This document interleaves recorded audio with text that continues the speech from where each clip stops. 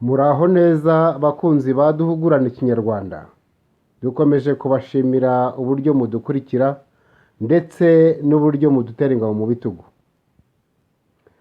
Ikiganiro cya none kiribanda ku migani, nk'uko abenshi babidusabye ko twazajya tubagezaho imigani isobanuye kandi ishingiye ku nsanganyamatsiko zitandukanye, nuko twabitoye kandi twabihaye intebe. Guhera none tuzajya tubagezaho igice kimwe kigizwe n'imigani 10, ariko duhereye ku murongo tudatoranya kwishingiye kuri iyi nsanganyamatsiko iyi n'iyi. Muhawe ikaze rero muri iki kiganiro cya none. Uyu munsi turahera ku mugani wa mbere kugera ku wa 10. Umugani wa mbere uragira uti: ababiri bagiye inama baruta 8 urasana.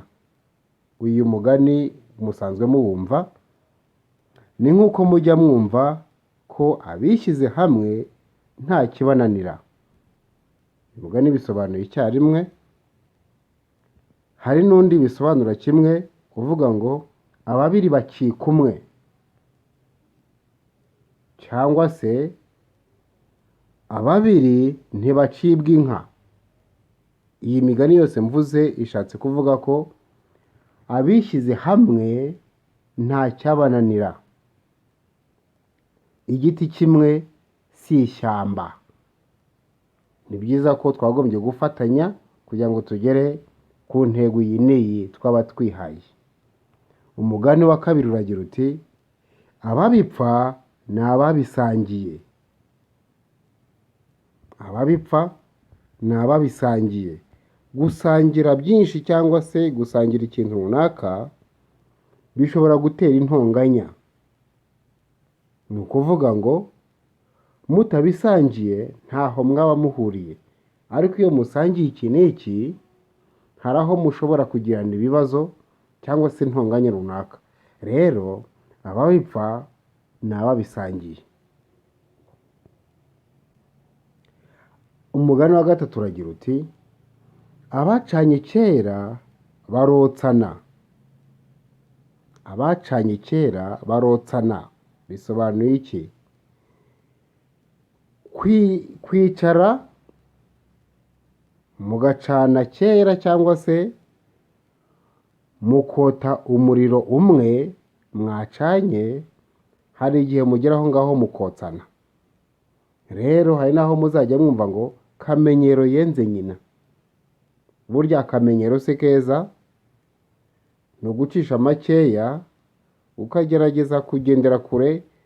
Iki n'iki cyatuma umenyana n'undi muntu cyangwa se no gukora iki n'iki, kuko iyo ugize akamenyero bishobora kubyara ibindi bibi.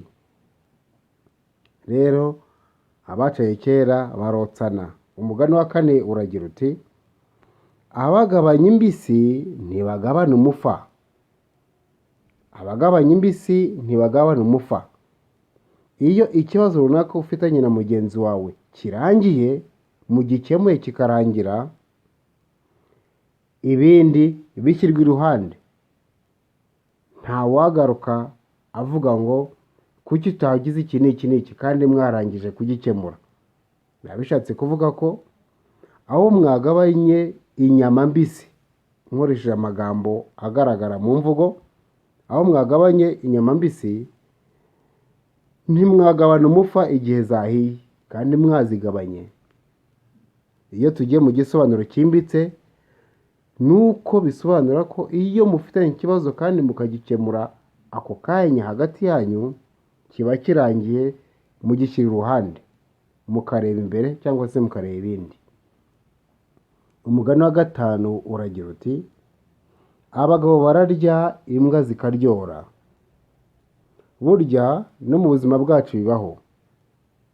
Hari igihe umuntu w'intege nke azira amafuti y'umunyembaraga. Ni nk'ahantu muzajya mwumva bashyenga bagira ngo nta mukire uvuga nabi. Nta mukire uvuga nabi. Ibyo avuze ari amafuti, abantu benshi barabyemera bakanabikunda, bakanamukomera n'amashyi. bamwe bakamushima kandi avuze ibintu bifuditse. Twabijyana no muri iyo nyumvo cyangwa se no muri uwo mujyo. Rero abagabo bararya, imbwa zikaryoha. Umugani wa 6 uragira uti abagabo ni imyugariro.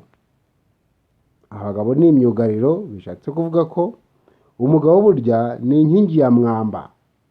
Uyu mugani wo urasanzwe uzwi.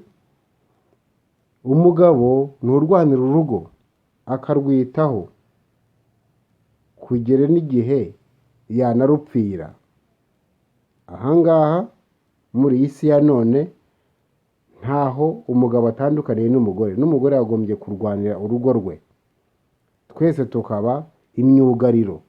Aho umugabo atari, umugore akaba ahari. Ariko icyo tugomba kumva ni uko umuntu yagombye kuba imyugariro, akaba inkingi ya mwamba ku muryango we.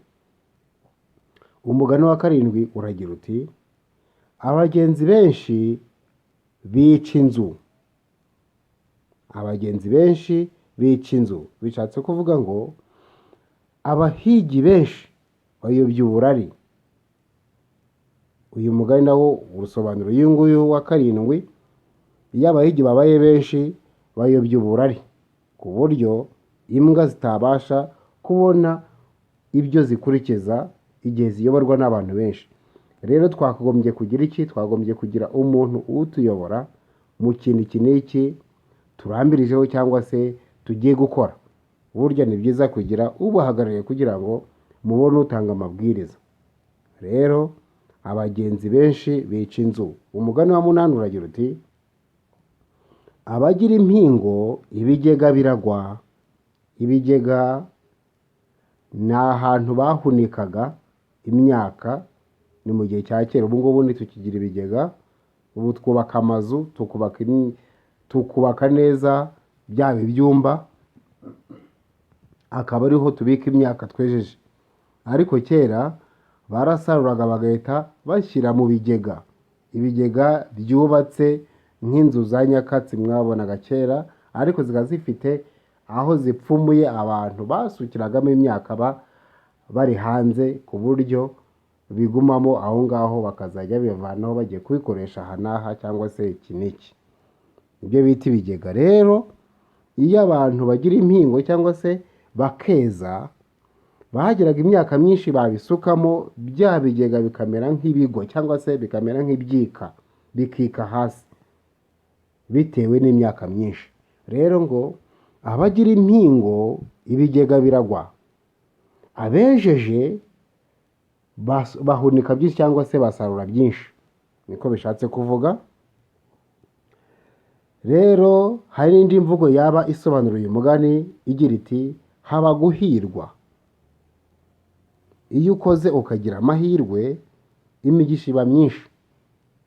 Umugani wa 9 uragira uti abagira inyonjo bagira ibirori. Abagira inyonjo bagira ibirori. Ibi ntibishatse kuvuga ko iyo umuntu afite inyonjo cyangwa se afite ubumuga runaka yakagombye kuba ikirori cyangwa se yagombye gusekwa abantu benshi bakamuryanira inzara. Oya, siko bisobanura. Ahubwo hari n'umugani mujya mwumva uvuga ngo akabi gasekwa nk'akeza. Nk'igihe umuntu akubwiye amagara cyangwa se akakuganyira ugaseka, ukavuga ngo akabi gasekwa nk'akeza, kandi akubwiye ibintu bibi ukabiseka.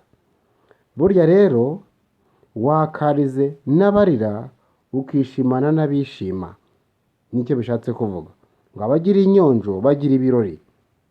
Niba umuntu afite ikibazo iki n'iki kimubabaje, babarana nawe. Niba afite ibirori, wishimane nawe.